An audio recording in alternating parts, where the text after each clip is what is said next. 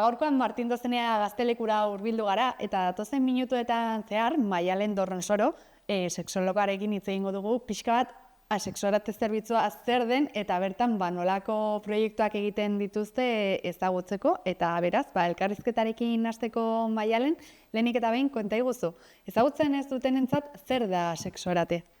Bueno, asexualate da Irungo udalean Gazteria sailak martxan jarri zuen zerbitzu bat, zerbitzu hau da batez ere gaztentzako sexuaholkularitza egiteko. Orduan, hitz azkarretan hori izango litzateke. Baina egia da, bastante zerbitzu zabalagoa dela, ez?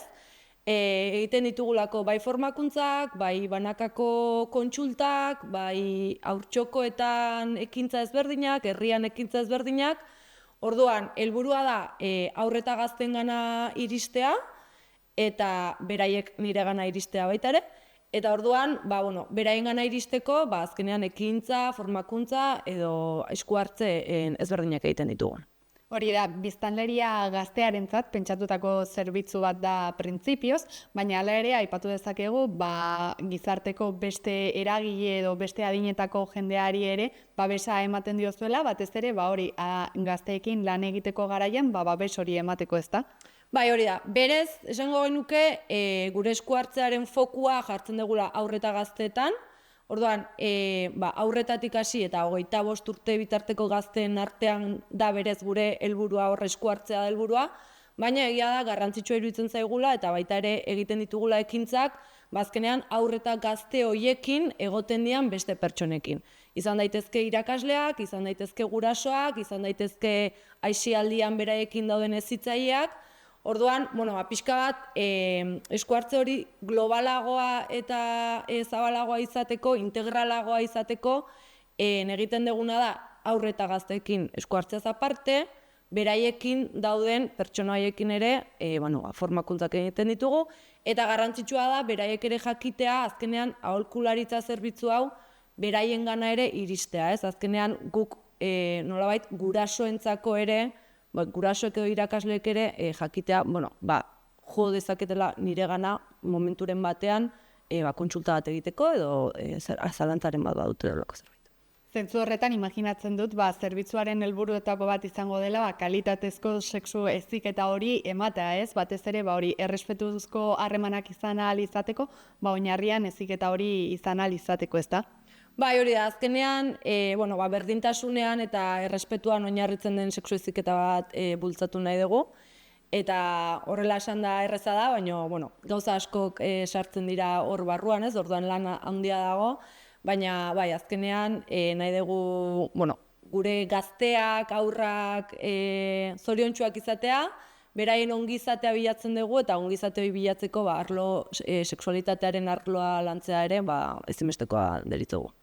Horixe da, azken finean ikusten dugu, ez? Azken aldian gorakadan daudela sexu transmisio bidezko gaixotasunen zabalkundea eta horiek egiteko azkenean tresna garrantzitsuena prebentzioa da eta gaztei horren inguruan ohartaraztea, ezta? Bai, gu prebentzioan lan egiten dugu, noski, garrantzitsuagoa da prebentzioa gero ondorioetan lan egitea baino, ez? Baina, guk sexualitate askoz arlo zabalagoan ere ulertzen dugu, ez? Bestela prebentzioan bakarrik lan egingo genu, igual aurrekin zer landuko genuk, ez? Orduan, identitatetik hasi, emozioen ezagutza, errespetuzko harremanak, berdintasunezkoak, orduan hor gauza asko daude, noski prebentzioa garrantzitsua da, eta, da nolabait azkenean pixka bat gehien entzuten ditugun datuak, ez? Arriskutik datozen horiek edo beldur gehiena eskaintzen digutenak, baina egia da horratzean gauza asko daudela lantzeko. Hori da, aipatu behar dugu, hain zuzen ere, azararen 25ean, emakumeen kontrako indarkeriaren aurkako eguna ospatzen dela, horrako egunetan, erakusten digute oraindik lan asko dagoela egiteko, ez gauza asko aldatu behar direla, eta hobetu behar direla. Imaginatzen dut bazuek ere honen inguruan nolabaiteko ekintzarik edo gaztelekuan horrelako zerbait antolatuko duzuela, ezta? Bai, azkenean urte asko gabiltza honen inguruan lanean, baina oraindik ikusten da beharrezkoa dela jarraitzea, ez? Oraindik, kasuak badaude eta egoera larriak ere badaude, orduan garrantzitsua da oraindik jarraitzea horren inguruan lanean. Eta, bai, guk gaztelekuan eta egiten ditugu, ekintzak ez, nolabait horren inguruko lanketa egiteko, eta bai martxoak 8an, azaroak 25ean, eta gero, dauden beste hor guretzako garrantzitsuak diren beste data zehatz batzutan, bai egiten ditugu lanketa ezberdinak. Eta konta iguzu, aipatu duzu, sexualate zerbitzuaren barnean, kontsultak egiteko aukera eskaintzen duzuela. Konta iguzu pixka bat, zeintzu dira kontsulta horietan gehien errepikatzen diren zalantzak edo gaiak, naiz eta hori, aipatu behar dugu, kontsulta hauek pribatutasun osoz egiten direla, baina pixka bat zeintzuk diren gazteen gandauden ezin egon horiek. Norbait baldin badago dudan kontsultara etorri doz, lehenengo bi gauzak doakoa da eta konfidentziala erabat, orduan hoi jakiteko lehenik eta bain. Gero guri asko aldatzen zaizkigu kontsultak nolabait hartzailea segun zein dan, ez? Gurasoen gandik datozen kontsultak, segun berain seme-alabak ere bai, bizitzaren ze etapatan dauden ezberdinak izan daitezke, izan daiteke gehiago identitatearekin lotutako kontsulta bat, edo gurasoentzako zalantza handi bat nolabait izaten da noiz hasi gauzak azaltzen eta nola hasi gauzak azaltzen, ez? Orduan izan daiteke kontsulta bat liburu bat eskatzea, edo liburu bat, hau lantzeko liburu bat nahi nuke edo pelikula bat, hori ja izan daiteke kontsulta bat. Gero gazteekin hasten garenean, segun ze adin daukaten, igual daude gehiago ligatzeko estrategiak nahi dituzte, trukoak, edo nola ligatu, nola gerturatu jendearen gana. Eta gero zaharragoak badiranean, izan daitezke harremanean arazoak, edo praktika zehaz batzuei lotutako arazoak, orduan kontsultak oso anitzak izaten dira bai. Eta konta iguzu, imaginatzen dut, jendeak kontsulta hauek egitera animatzeko, konfiantzazko espazio bat sortzea beharrezkoa izango dela, ez? Azken finean oso kontu pertsonalak dira, orduan pertsona ez ezagun bati zure zalantzak edo zure esperientziak partekatzeko, konfiantzazko gune hori sortzea, funtsezkoa izango da, ez da? Bai, ezinbestekoa da, eta sexologa bezala ere, kontziente gara askotan zaila egiten dela, ez? Horrelako espaziotara gerturatzea. Horregatik guk bai nahi deguna da, nolabait gure gaztengana pixka bat gerturatzea, ez? Beraiek ni ezagutzea, horregatik iruditzen zaigu garrantzitsua gaztelekuan egotea, beraiek ezagutzen naute, bakiten nun nagoen, orduan momenturen batean agian erraxagoa da esatea, Maialengana igo naiteke ez dakiz ere buruz hitz egin nahetela. Eta bai, ez? Orduan nolabait gu ere pixka bat beraiengana gerturatzea.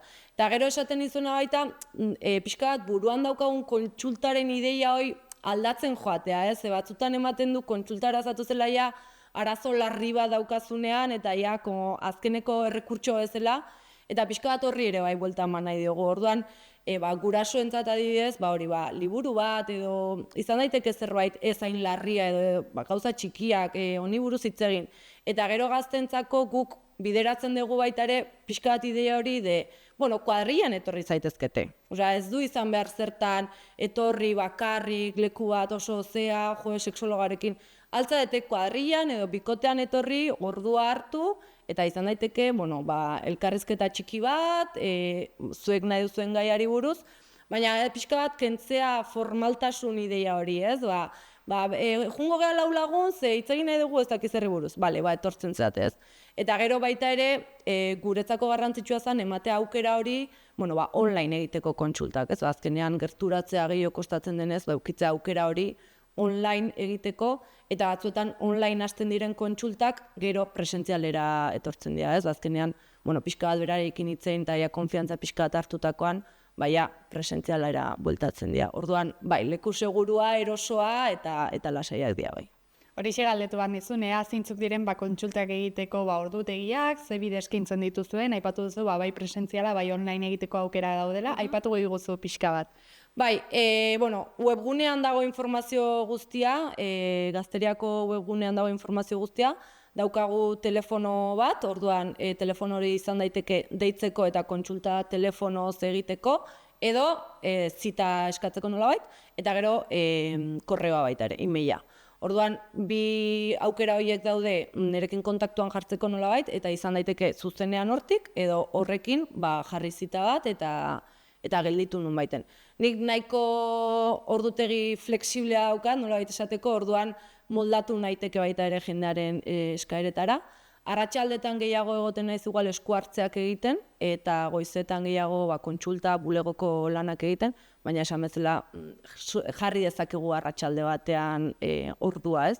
Eta gero orain ez dakit badakizuen, baina jungo gara CBAra baita ere, orduan, helburua pixka bat hor jendearentzako eskuragarriago egotea baita ere, gertuago, hemen pixka bat urrutin dago, eta gehiago kostatzen da etortzea. Orduan, han ere, momentu batean pasa, galdetu, hitz egin, gerturatu lasai, edo zer gauza galdetzeko, ez, azkenean, gure helburua da, herriarentzat eta gaztentzat horre egotea eta beraiek edukitzea errekurso hori momentu batean behar dutenean, orduan, gaude beraientzako, nolabait esateko. Horixe da, azken finean, esan dezakegu ere, sexualitatearekin loturiko mito edo uste oker asko daudela gizartean, oso zabalduak daudenak eta askotan errealitate direla ematen dutenak. Imaginatzen dut hori aurka egitea eta benetan benetazkoa den informazioa zabaltzea askotan zaila izango dela, ez? Zaila da, ze denbora asko daramagu gauza batzuk entzuten eta leku ezberdin askotatik entzuten ditugu, batzuetan fiableak suposatzen dian lekuetatik gainera, orduan, 10 pertsona gauza bat esaten eta 2 beste bat, zaila da batzutan kontra egitea, ez? Eta, espektatiba asko dauzkagu, konparazio asko dauzkagu, mito asko, sare sozialak hor daude, batzutan gerra pixka bat ematen digutenak, orduan, lana dago, eta, pixkanaka nik uste dut gizartea ere aldatzen ari dela, eta gu hortarako gaude baita ere, ez? Azkenean, beste ideia batzuk nolabait pixkanaka lantzen hasteko, eta baina badaude gauzatxoak hor bai. Eta gaur egungo gizartean, ondo aipatu duzun moduan, batez ere gazteen kasuan, hori sare sozialek pisu handia duten zerbait dira. Kasu honetan ere, imaginatzen dut, zuen lanketa bide horretatik bideratuko duzuela, ez? Alden neurrian, bertatik zabaltzen diren, hori da, informazioa, edo gaztei informazio iturri fidagarriak edo, babes hori ere ematera, ez da? Azkenean gure helburua pixkat izan behar du, badakigu hor daudela gazteak, azken finean, eta hain gazteak ez garenak ere ja hor gaude, badakigu hor daudela, badakigu hortik informazio asko jasotzen dutela, eta nolabait gure papera izan behar du horren kontrako leku hori hartzea, ez? Hori jasoko dezue, ados, baina edukitzea beste ideia batzuk, jasotzen dezuen horri modu kritiko batean begiratzeko eta nolabait buelta batzuk emateko ere zer jasotzen ari gean, ez? Orduan, karo, iturri bakarra baldin badukate hori izango da nolabait islatuko dutena, baina iturri ezberdina baldin badituzte eta baldin badukate nolabait mezuko kontrajarri batzuk edo baldin badituzte, azkenean hor zer pentsa ematea da pixka bat ideia, ez? Eta gu egotea atzean esateko, hau jaso ez dute, baina goazen honen inguruan pentsatzera pixka bat, ez, hau hartzera. Eta pixka bat amaitzeko Maialen konta iguzu. Ez dakit oraindik uste alduzun gaur egungo gizartean sexualitatea gai tabu edo pixka bat oraindik izkutuan lantzen edo lantzen baden gaia edo orain arte ikusi dugu igual gura horretik antzeto zen belaunaldietan pixka bat beti izkutua mantendu den gaia izan dela. Hau horrela da oraindik edo zer uste duzuzuk? Nik uste dut pixkanaka geroz eta gehiago hitz egiten dela, baina egia da oraindik kostatzen dela, ez? Egia da orokorrean igual gurasoekin edo eskoletan gaudenean badago nolabait ulermen bat, beharrezkoa da eta garrantzitsua da eta alde hortatiken jasotzen dugu beti oso onartuak bezala ikusten gara, ez? Beraientzat garrantzitsua da hau lantzea. Baina gero egia da gizartera ateratzen zea eta oraindik asko kostatzen da, ez? Eta aurreko batean lankide batekin hitz egiten. Guk hitz egiten dugu, edo lagun artean hitz egiten da sexuaz, eta esaten dugu, hori oso naturala da. Baina ze modutara hitz egiten dugu? Ze nik uste, sentsazio ematen dit, igual hitz egiten dugu, baina bromatan, ari geanean norbaiti pikatzen, ez dakize. Baina gero egitan jarri behar degunean esaten, nik honekin movida daukat, edo honek nahi sortzen dizkita arazoak. Hor ja benetan hasten gea hitz egiten, hainbestego konpartitzen dugu, hor ja nire du dauzkat, así que nik uste dut oraindik asko hitz egin behar dela bai. Honen inguruan hitz egiten jarraitzeko, jende animatzen dugu sexualate zerbitzuak antolatzen duen ekintzetara edo kontsultetara edo dena delakora hurbiltzera eta zuekin harremanetan jartzera, eta mil esker kontatutako guztiagatik Maialen. Zuei, eta jendea animatzea etortzea, jatorra gea, leku lasai eta erosoa da, así que etor diati ez dela. Mil esker. Zuei.